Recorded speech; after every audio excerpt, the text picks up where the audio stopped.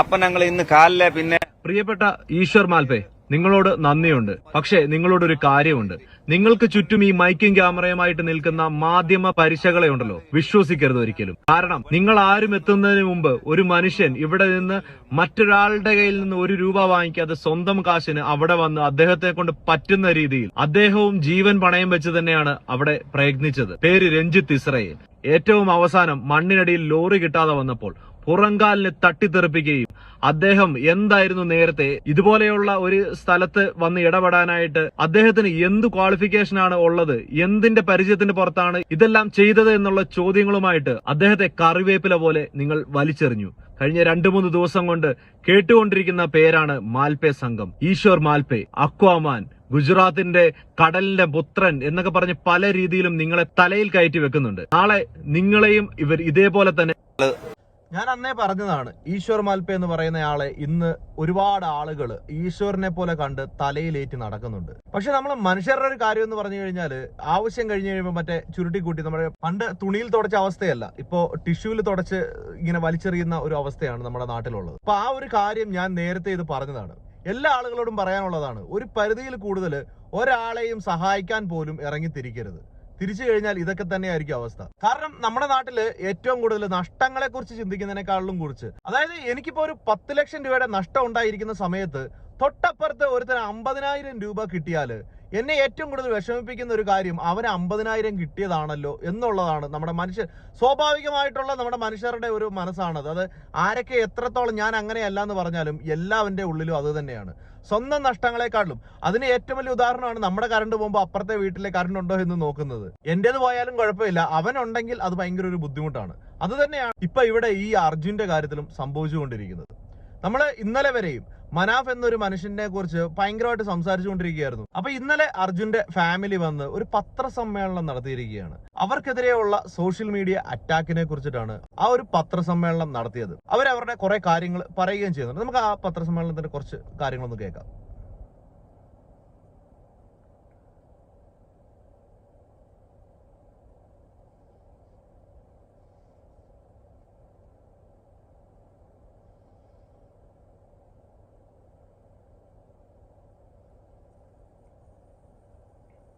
എന്ന് പറയാൻ പൊതുജനങ്ങൾ ശ്രദ്ധിക്കേണ്ട കാര്യം, ഞങ്ങൾ ഇതുവരെ ആരോടും പണം ആവശ്യപ്പെട്ടില്ല. ഈ ദാരിദ്ര്യം ഞങ്ങളുടെ ദാരിദ്ര്യം പറഞ്ഞുകൊണ്ട് ഒരുപാട് ചൂഷണം ചെയ്യുന്നതാണ് ഞാൻ മനസ്സിലാക്കുന്നത്. ഞങ്ങൾ വിളിച്ച് പറയുന്നു, അർജുന്റെ പേരിൽ എനിക്ക് കുറെ പൈസ കിട്ടിയിട്ടുണ്ട്, അത് ഞങ്ങൾ ഡെപ്പോസിറ്റ് ചെയ്യാൻ. അങ്ങനത്തെ ഒരാവശ്യം നിലവിലില്ല.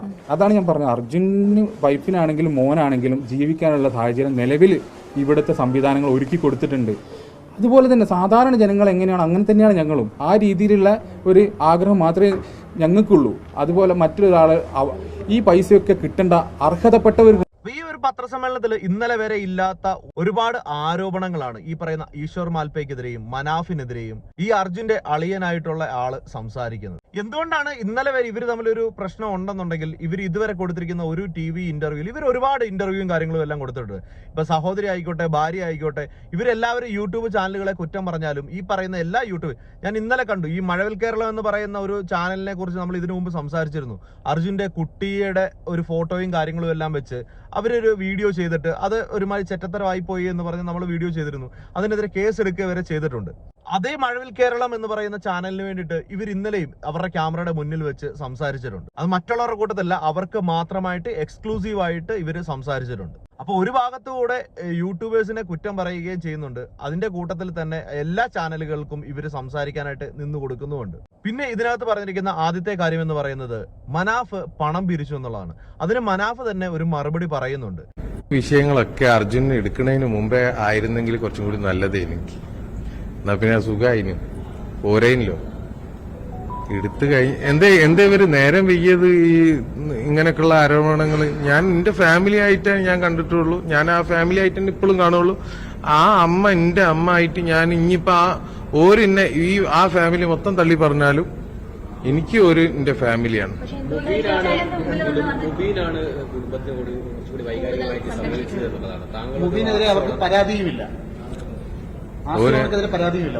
എന്റെ സ്വന്തം അനിയനാ. അതിനെപ്പറ്റി ഒന്നും എനിക്ക് കൂടുതൽ അറിയില്ല. ഞാൻ എടുത്തു കൊണ്ടു നടന്ന എന്റെ അനിയനാ. നമ്മളെ ഫാദർ മരണപ്പെട്ടിട്ട് 14 കൊല്ലായി. നമുക്കാർക്കും വലിയൊരു വയസ്സില്ല. അപ്പൊ അന്ന് മുതൽ ഞാൻ എന്റെ ഈ കുടുംബത്തിന്റെ ഭാരം ഉണ്ട്. എന്റെ അനിയനക്ക് അങ്ങനെ ഒരു പരാതി ഉണ്ട് എന്നുള്ളത് എനിക്ക് തോന്നുന്നില്ല. ആരും ഓരോ കൂടുതൽ സംരക്ഷിച്ചെന്നുള്ളതല്ല, ഇതാരോ കുറച്ച് ആളുകൾ ഇതിന്റെ പിന്നിൽ എന്തായാലും പ്രവർത്തിക്കുന്നുണ്ടാവും. അല്ലാതെ ഞാനിപ്പോ ആർക്ക് എന്തിന് സാമ്പത്തിക ഓഫർ ഒരാളും പിരിച്ചതായിട്ട് എന്റെ അറിവില്ല. ഞാൻ എന്തായാലും ചെയ്തിട്ടില്ല. മനാഫ് പണം പിരിച്ചതിനായിട്ട് എന്തെങ്കിലും ഒരു തെളിവ് കാണിക്കാൻ പറ്റുകയാണെങ്കിൽ, ഏതായാലും പണം പിരിക്കണം എന്നുണ്ടെങ്കിൽ ഒന്നെങ്കിൽ വാട്സപ്പ് വഴി മെസ്സേജ് അയച്ച്, അല്ലെന്നുണ്ടെങ്കിൽ ആരോടെങ്കിലും സംസാരിച്ച് ഒരു വീഡിയോ ഇട്ട്, ഇങ്ങനെ ഏതെങ്കിലും രീതിയിൽ അദ്ദേഹം പണം പിരിച്ചിട്ടുണ്ടെന്നുള്ളതിന് ഏതെങ്കിലും ഒരു തെളിവുകൾ കാണിക്കുകയാണെന്നുണ്ടെങ്കിൽ പരസ്യമായിട്ട് കല്ലെറിഞ്ഞ് കൊല്ലാനായിട്ട് നിന്നു കൊടുക്കാമെന്നാണ് പറഞ്ഞിരിക്കുന്നത്. ഇതിനു മുമ്പ് പല കാര്യങ്ങൾ പറയുമ്പോഴും നമ്മളൊരു ആരോപണം പറയുമ്പോൾ അതിനെ കൃത്യമായ വ്യക്തമായ തെളിവുകൾ മുന്നിലേക്ക് വെച്ചിട്ടാണ് സംസാരിക്കേണ്ടത്. ഇന്നലെ പത്രസമ്മേളനം നടത്തിയപ്പോൾ പോലും ഇത് കണ്ടോ, ഇത് മനാഫ് പോസ്റ്റ് ചെയ്തിരിക്കുന്നതാണ്. അപ്പൊ അങ്ങനെ ഒരു പോസ്റ്റർ എടുത്ത് കാണിച്ചിട്ട് ഇങ്ങനെയാണ് പൈസ പിരിച്ചത് എന്ന് പറയുകയാണെന്നുണ്ടെങ്കിൽ ഈ പറയുന്ന കാര്യങ്ങൾ എല്ലാവരും നാട്ടുകാർ വിശ്വസിച്ചേനെ. അതുപോലെ തന്നെയാണ് അർജുന്റെ ഭാര്യയ്ക്ക് ലഭിച്ച ജോലിയെ കുറിച്ചിട്ട്. ഇതിനകത്ത് അളിയൻ പറയുന്നത് ഞങ്ങൾക്ക് പൈസയുടെ ഒന്നും ആവശ്യമില്ല, അങ്ങനെയാണ് ഇങ്ങനെയാണെന്ന് പറയുന്നത്. അർജുൻ മരണപ്പെട്ടു എന്നല്ലാതെ അദ്ദേഹത്തിനെ കുറിച്ച് ഒരു തെളിവോ കാര്യങ്ങളോ അല്ലെങ്കിൽ ഒരു ബോഡിയുടെ ഒരു അംശം പോലും കിട്ടാതെ, ആ വണ്ടിയുടെ ഒരു അംശം പോലും കിട്ടുന്നതിന് മുമ്പ് തന്നെ അവർ ആ ജോലിയിൽ പ്രവേശിച്ചു എന്നുള്ളതാണ്. നമ്മളുടെ വീട്ടിൽ അങ്ങനെ ഒരു സംഭവം നടക്കുമ്പോൾ നിങ്ങളൊരു കാര്യം മനസ്സിലാക്കുക, നമ്മുടെ നാട്ടിൽ ഇതുപോലെയുള്ള പല പ്രശ്നങ്ങളും പല ദുരന്തങ്ങളും നടന്നിട്ടുണ്ട്. അന്നൊന്നും പറഞ്ഞിരിക്കുന്ന ഒരു സഹായവും പല ആളുകൾക്കും കിട്ടാത്ത ഒരു സാഹചര്യത്തിലാണ് ഈ പറയുന്ന അർജുന്റെ ഭാര്യയ്ക്ക് ഈ ജോലി ലഭിച്ചത്. അപ്പൊ അതിൽ പല കമന്റിലും പല ആളുകളും പറയുന്നുണ്ട്, പിന്നെ എന്തിനാണ് ജോലിക്ക് പോയത്, ആ ജോലി വേണ്ടാന്ന് വെക്കുക, അർഹതപ്പെട്ട ആളുകൾക്ക് കിട്ടട്ടെ. നിങ്ങൾക്ക് അല്ലാതെ ഇപ്പൊ അളിയനുണ്ട് അനിയനുണ്ട്, നിങ്ങൾ എല്ലാവരും ജോലി എടുത്താൽ ജീവിക്കുന്നുണ്ടെങ്കിൽ എന്തിനാണ് ആ ഒരു ഭാര്യയ്ക്കും കൂടെ ജോലി കൊടുത്ത് ആ ഒരു കുടുംബം നോക്കേണ്ട കാര്യമുണ്ടോ? അതുപോലെ അർജുന്റെ അളിയൻ പറഞ്ഞ മറ്റൊരു ആരോപണം എന്ന് പറയുന്നത് ഇവരെല്ലാവരും യൂട്യൂബിൽ നിന്ന് കിട്ടുന്ന ഒരു വരുമാനത്തിന് വേണ്ടിയിട്ടാണ് ഈ കാര്യങ്ങളെല്ലാം ചെയ്തത് എന്നാണ് പറയുന്നത്. മനാഫ് ആദ്യമായിട്ട് ഒരു വീഡിയോ ചെയ്യുന്നത് അർജുനെ നഷ്ടപ്പെട്ട് 13 ദിവസത്തിന് ശേഷമായാണ് ഈ പറയുന്ന മനാഫ് ഇതുപോലൊരു യൂട്യൂബ് ചാനൽ തുടങ്ങുകയും അതിനകത്ത് വീഡിയോ ഇട്ട് തുടങ്ങുന്നതും. അതായത് 2 ദിവസം മുമ്പ് വരെ ഈ പറയുന്ന മനാഫിന്റെ ചാനലിൽ വെറും 10.7K സബ്സ്ക്രൈബേഴ്സ് മാത്രമാണ് ഉള്ളത്. മറ്റൊരു സത്യം എന്ന് പറയുന്നത് മനാഫിന് ഇങ്ങനെ ഒരു ചാനൽ ഉണ്ടെന്നുള്ള ഒരു കാര്യം നമ്മൾ പല ആളുകളും അറിഞ്ഞിരുന്നില്ല എന്നുള്ളതാണ്. അർജുന്റെ അളിയൻ ചെയ്ത ഏറ്റവും നല്ലൊരു ഉപകാരം മനാഫിൻ എന്ന് പറയുന്നത് ഇങ്ങനെ ഒരു യൂട്യൂബ് ചാനലിനെ കുറിച്ച് നമ്മളിലേക്ക് എത്തിച്ചു തന്നു എന്നുള്ളതാണ്. അതുകൊണ്ട് തന്നെ ഇന്ന് രാവിലെ ഞാൻ നോക്കുമ്പോൾ ഏകദേശം 1,37,000 സബ്സ്ക്രൈബറോളം ആ ഒരു ചാനലിന് വന്നിട്ടുണ്ട്. അതിൽ നിന്ന് തന്നെ നിങ്ങൾ മനസ്സിലാക്കേണ്ട ഒരു കാര്യം, നിങ്ങളെ ഈ പിരികേറ്റി ഈ ഒരു പത്രസമ്മേളനം നടത്തിച്ച ആരാണോ അവരുദ്ദേശിച്ച കാര്യങ്ങളുടെ നേരെ ഉൾട്ടയാണ് നടന്നിരിക്കുന്നത്. അതുകൊണ്ട് തന്നെയാണ് മനാഫിന് വീണ്ടും ഇത്രയും സപ്പോർട്ട്. അപ്പൊ നിങ്ങൾ ചോദിക്കും എങ്ങനെയാണ് സപ്പോർട്ട്? നിങ്ങൾ ആ ഈ കമന്റുകൾ ഈ സൈഡിൽ കാണിക്കുന്ന ഈ കമന്റുകൾ മാത്രം വായിച്ചു. അതായത് ഈ അർജുന്റെ അളിയൻ വെച്ചിരിക്കുന്ന ഈ ഒരു പത്രസമ്മേളനത്തിന്റെ ആ ഒരു വീഡിയോ ക്ലിപ്പിന്റെ താഴെ വന്നേക്കുന്ന കമന്റുകളാണ്. ഒരിടത്ത് പോലും നിങ്ങൾ ഇതിനു മുമ്പ് പറഞ്ഞിരുന്ന സൈബർ ബുള്ളിങ്ങിനേക്കാൾ ഡബിള് സൈബർ ബുള്ളിങ് ആണ് ഇനി നിങ്ങൾക്ക് ലഭിക്കാനായിട്ട് പോകുന്നത്. ഇതിന്റെ എല്ലാം കാരണക്കാരൻ ഒരിക്കലും നിങ്ങൾ മാത്രമാണെന്ന് ഞാൻ പറയുന്നില്ല. നിങ്ങളുടെ പുറകിൽ നിന്ന് കളിച്ച അല്ലെങ്കിൽ നിങ്ങളെ ഈ പിരികേറ്റി ഇപ്പോ ഈ ഒരു സമയത്ത് ഇത്രയും പരസ്യമായ ഒരു പത്രസമ്മേളനം നടത്താനായിട്ട് ആരാണോ പിന്നിൽ നിന്ന് കളിച്ചത്, തീർച്ചയായിട്ടും അയാളാണ് ഇതിനെല്ലാം ഉത്തരവാദി. മനാഫും അർജുന്റെ കുടുംബവും തമ്മിൽ പ്രശ്നമുണ്ട് എന്നുള്ളത് തീർച്ചയായിട്ടും ഇതിനു മുമ്പേ ജനങ്ങൾ മനസ്സിലാക്കിയതാണ്. അത് എപ്പോഴാണെന്ന് വെച്ച് കഴിഞ്ഞാൽ ഇതിനു മുമ്പ് സഹോദരി, അതായത് 2 ദിവസം മുമ്പ് സഹോദരി പത്രമാധ്യമങ്ങളിൽ സംസാരിച്ചപ്പോൾ ഒരിടത്ത് പോലും മനാഫിനെ കുറിച്ച് പറഞ്ഞിട്ടില്ലായിരുന്നു. അവിടെയെല്ലാം മനാഫിന്റെ സഹോദരനായിട്ടുള്ള മുജീബ്, അങ്ങനെയാണ്, ഞാൻ പേര് കറക്റ്റ് ആയിട്ട് ഓർക്കുന്നില്ല, പുള്ളിയെ കുറിച്ചാണ്. പുള്ളിയാണ് ഈ വണ്ടിയുടെ RC ഓണർ എന്നുള്ളത് ഇവർ പറയുന്നതിന് ശേഷമാണ് നമ്മൾ എല്ലാവരും അറിയുന്നത്. അദ്ദേഹം ഇന്ന് വരെയും പരസ്യമായിട്ട് ഒരു സഹായ സഹകരണങ്ങളിലും വന്നിട്ടില്ല. മനാഫ് എന്നൊരു വ്യക്തിയാണ് ഈ പറഞ്ഞ കഴിഞ്ഞ 72 ദിവസവും ആ പറഞ്ഞ ശിരൂരിൽ നിന്ന് അവിടെ നിന്ന് വീട്ടിൽ പോലും പോകാതെ, ഈ അർജുന്റെ കുടുംബത്തിലുള്ള പല ആളുകളും അവിടെ വന്നുപോയി നിന്ന ആളുകളാണ്.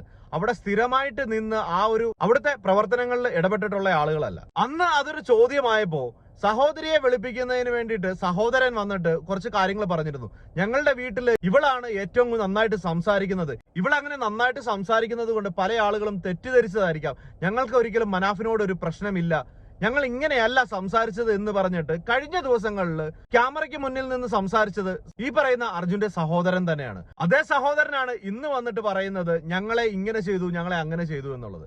നിങ്ങൾ പറയുന്ന പല കാര്യങ്ങൾ തമ്മിലുള്ള പൊരുത്തക്കേടുകൾ കൊണ്ടാണ് നിങ്ങൾക്കെതിരെ ഇത്രയധികം സൈബർ അറ്റാക്കുകൾ ഉണ്ടാകുന്നതെന്ന് നിങ്ങളൊന്ന് മനസ്സിലാക്കുക. ഈ പറയുന്ന മനാഫിന് ഒരിക്കലും ഒരു യൂട്യൂബ് ചാനലിന്റെ വരുമാനം കൊണ്ട് ജീവിക്കേണ്ട ഒരാളാണെന്ന് ഞാൻ കരുതുന്നില്ല. കാരണം ഇതിനകത്ത് വന്ന കമന്റുകളിലൂടെ തന്നെ അല്ലെങ്കിൽ അദ്ദേഹം പറഞ്ഞ വാക്കുകളിലൂടെ നമ്മൾ പോവുകയാണെങ്കിൽ 7 ലോറി 3 തടിമില്ല് കഴിഞ്ഞ കുറെ വർഷങ്ങളായിട്ട് തടിയുടെ ഹോൾസെയിൽ ബിസിനസ് നടത്തുന്ന, ബാംഗ്ലൂരിലെങ്ങാണ്ട് ഹോട്ടലിന്റെ ബിസിനസ്, അങ്ങനെ പലതരത്തിലുള്ള ബിസിനസ് നടത്തുന്ന ഒരാളാണ് ഈ പറയുന്ന മനാഫും മനാഫിന്റെ കുടുംബം എന്ന് പറയുന്നത്. അദ്ദേഹം ഈ അർജുന്റെ ബോഡി കിട്ടിയതിന് ശേഷം ഒരിക്കൽ പോലും അദ്ദേഹം ഒരു വീഡിയോ ആ പറയുന്ന യൂട്യൂബ് ചാനലിൽ ഇട്ടിട്ടില്ല.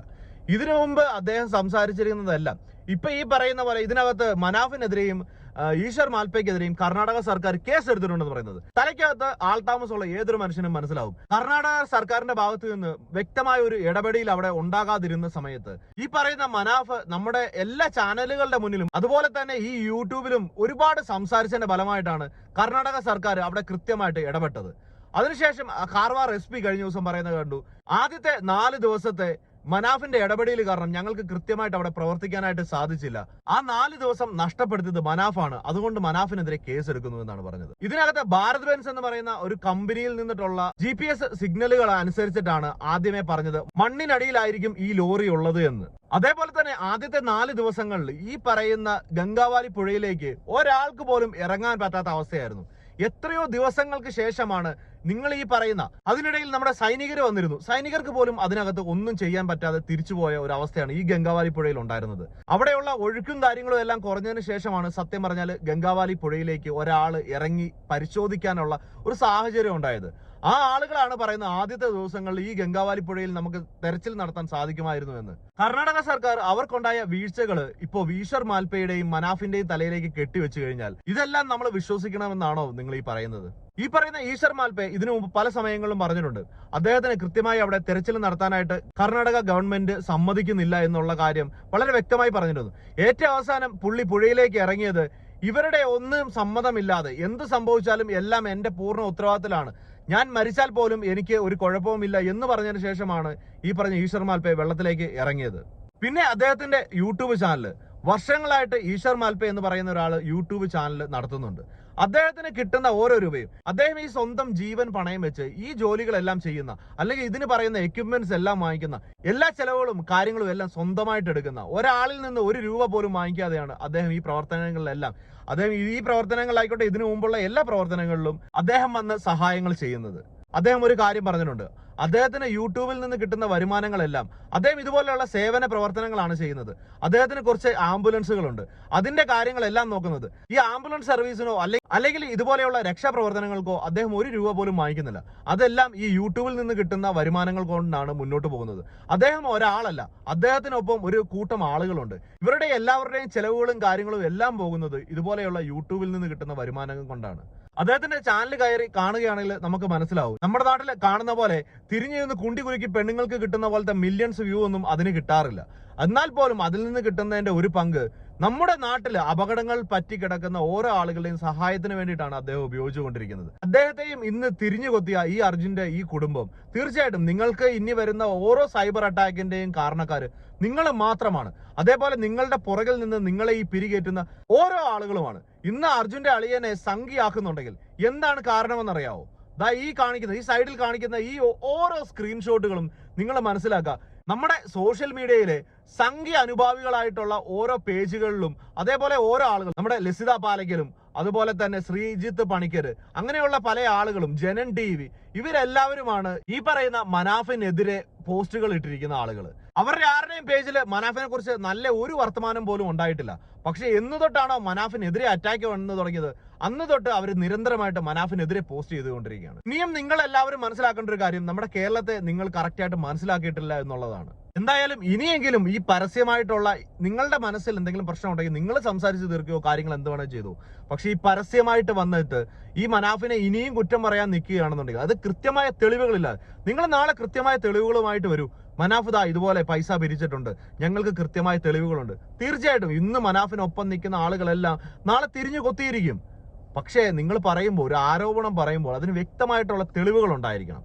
ഇല്ല എന്നുണ്ടെങ്കിൽ ഇതുപോലെയുള്ള അറ്റാക്കുകൾ, അതായത് സോഷ്യൽ മീഡിയ അറ്റാക്കുകൾ തീർച്ചയായിട്ടും നിങ്ങൾക്ക് ഉണ്ടാകാൻ സാധ്യതയുണ്ട്. എന്തായാലും പോകാനുള്ളത് പോയി. ഇനിയുള്ള മുന്നോട്ടുള്ള ജീവിതം എങ്കിലും നിങ്ങൾ നന്നായിട്ട് മുന്നോട്ട് ജീവിക്കുക. മറ്റുള്ളവരെ കുറ്റം പറഞ്ഞും അല്ലെങ്കിൽ മറ്റൊരാളുടെ ലാഭങ്ങളെ അല്ലെങ്കിൽ അയാൾക്ക് കിട്ടിയ നല്ലതിനെ കണ്ടിട്ട് കുശുമ്പൊന്നും ഉണ്ടാകേണ്ട കാര്യമില്ല. നിങ്ങൾ നിങ്ങളുടെ കാര്യം നോക്കി മുന്നോട്ട് ജീവിക്കുക.